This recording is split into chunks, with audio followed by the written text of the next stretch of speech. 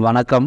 Welcome to VV trading consultancy. இன்றைக்கி trading பார்த்தோம் அப்படின்னா நமக்கு 2350 ரூபா ப்ராஃபிட் பண்ணியிருக்கோம். Nifty, bank Nifty, AU bank, Hind copper கொடுத்துணும். அது ஹிண்டு காப்பர் வந்து க்ளோசிங் டைமில் என்ட்ரி எடுத்துகிட்டு பெரிய மூவே கொடுக்கல. ஸோ ஒரு லாஸில் அதை லாஸ் புக் பண்ணிட்டோம். நிஃப்டி வந்து பார்த்தோன்னா நமக்கு நல்லாவே ஒரு புல்லிஷ் பிரேக் அவுட் ஆகிட்டு மூவ் ஆயிடுச்சு. அதிலே வந்து நமக்கு ஒரு 200 பாயிண்ட்ஸ் பக்கமாக ப்ராஃபிட் புக் பண்ணியிருக்கோம்.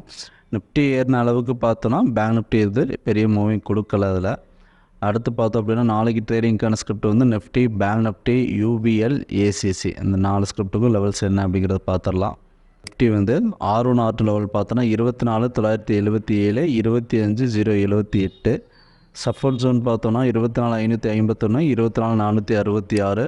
மார்க்கெட் வந்து பார்த்தோன்னா நல்ல மூவிங் கொடுத்துருக்கோம். அதாவது ஃப்ரெஷ்ஷான இயர் ஹை பிரேக் அவுட்டில் தான் இருக்குது. அதாவது லைஃப் டைம் ஹையில் தான் ட்ரேட் ஆகிட்டு இருக்குது.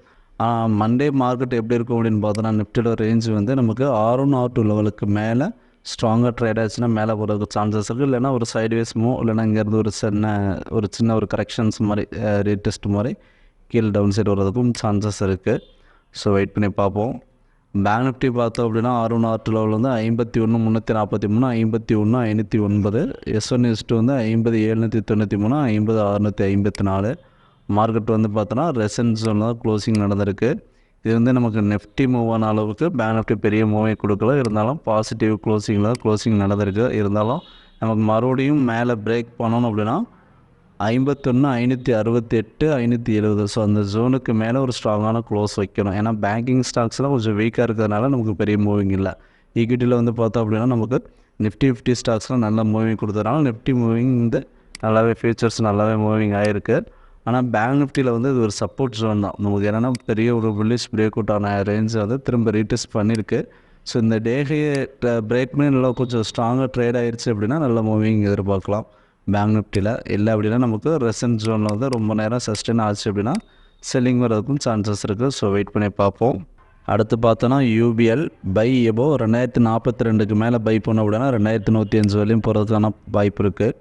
இது வந்து பார்த்தோன்னா நமக்கு ஒரு சைடுவேஸ் மூவில் இருக்குது. அதே சமயம் ஒரு ரெசன்ஸ் பாயிண்ட்லேருந்து ஒரு பாட்டம் ஜோனில் ட்ரேட் ஆகிருக்கு. ஸோ இந்த இடம் பார்த்திங்கன்னா அதிக நேரம் ட்ரேட் ஆகிருக்கு பாட்டம் ஜோனில். ஸோ இந்த இடத்துல ஒரு யூட்டர்ன் எடுக்கிறதுக்கு சான்சஸ் இருக்குது. அதான் நம்ம வந்து பை எபோ லெவல் சொல்லியிருக்கோம். ஏன்னா அந்த ரேஞ்சுக்கு மேலே க்ளோசிங் இருக்கணும். அதே சமயம் இங்கேருந்து பார்த்தோன்னா ஒரு பையிங் எடுத்து மூவ் ஆகிட்டு ஒரு சின்னதாக ஒரு செல்லிங் கரெக்ஷன்ஸும் நடந்திருக்கு. இது ஏன் நம்ம இங்கே பை சொல்கிறோம் அப்படின்னா நமக்கு டே சார்ட் வியூவில் வந்து பார்த்திங்கன்னா ஓவரால் பையிங்கில் தான் இருக்குது. ஸோ பையிங் புல்லிஷ் பிரேக் அவுட்டில் இருந்துட்டு ஒரு ரீடெஸ்ட் பாயிண்டில் தான் இருக்குது. ஸோ இந்த கீழே வரணும் அப்படின்னா லாஸ்ட்டாக வந்து லோ பிரேக் பண்ணணும். 1980க்கு கீழே பிரேக் ஆகி ட்ரேட் ஆச்சுன்னா மட்டும் தான் கீழே வர்றதுக்கான சான்சஸ் இருக்குது. ஸோ இந்த ஜோனில் வந்து ஒரு யூட்டர்ன் எடுக்கிறதுக்கான சான்சஸ் தான் இருக்குது. ஸோ அதுக்காக தான் நம்ம பைக் கொடுத்துருக்கோம். எபோ லெவல் வந்து கன்ஃபர்மேஷன் இருக்கணும். ஸோ அதை வெயிட் பண்ணி பார்ப்போம் லைவில் எப்படி இருக்குது அப்படிங்கிறதையும். அடுத்து பார்த்தோன்னா ஏசிசி பை எபோ 2642க்கு மேலே பை பண்ணோம் அப்படின்னா 2700 வரலையும் போகிறதுக்கான சான்சஸ் இருக்குது. லாஸ்ட்டாக வந்து பார்த்தோம் அப்படின்னா ப்ரீவியஸாக இருக்க லோ வந்து ஒரு ரீடெஸ்ட் பாயிண்ட் வந்து டச் ஆகிட்டு எகைன் திரும்பவும் அதே ஜோன்ட்டு வந்து லோ வந்துட்டு இங்கே ஒரு யூட்டர்ன் எடுத்திருக்கு. ஸோ இது ஏன் நம்ம ஸ்ட்ராங்கான பை சொல்கிறோம் அந்த ஜோன் அப்படின்னு பார்த்தோன்னா ஆல்ரெடி வந்து பார்த்திங்கன்னா ஏற்கனவே இங்கே இருந்தால் தான் நல்லா மார்க்கெட் மூவிங் கொடுத்துருக்கு. ஒரு பிரேக் அவுட் கொடுத்துட்டு ரீடெஸ்ட் ஆகிட்டு டே சார்ட் வியூவில் ரீடெஸ்ட் ஆகிட்டு மறுபடியும் ஒரு ஃப்ரெஷ்ஷாக ஒரு ஹை பிரேக் பண்ணிவிட்டு ஒரு புல்லிஷ் பிரேக் அவுட்டில் தான் இருக்குது. ஸோ சேம் ஜோன் அதே ஜோனை வந்துட்டு திரும்பவும் ரீடெஸ்ட் பண்ணுறதுனால இது கொஞ்சம் ஸ்ட்ராங்கான ஜோனாக இருக்குது. ஸோ இது கீழே போகணும் அப்படின்னா 2555க்கு கீழே ஸ்ட்ராங்கான க்ளோசிங் இருந்ததுனா மட்டும் தான் கீழே வரதுக்கு வாய்ப்பு இருக்குது. மேலே போகணும் அப்படின்னு பார்த்தோன்னா இந்த டேகை என்னையோட டேகை லாஸ்ட்டாக அந்த டேகையே வந்து பிரேக் பண்ணிடுச்சு அப்படின்னாலே மேலே போகிறதுக்கான வாய்ப்பு தான் இருக்குது. ஸோ வெயிட் பண்ணி பார்ப்போம் லைவில் எப்படி இருக்குது அப்படிங்கிறதையும். இந்த 4 ஸ்கிரிப்ட்டுக்குமே லெவல்ஸு சொல்லியிருக்கோம். ஸ்டாப்லஸ் டார்கெட் வேணும் அப்படின்னா லைவ் மார்க்கெட்டில் பிங் பண்ணுங்கள், இல்லைனா கால் பண்ணுங்கள். Thank you. We are not a SEBI registered technical analyst. நாம் கொடுத்துருக்க technical levels only for educational பர்பஸ்க்காக மட்டும்தான்.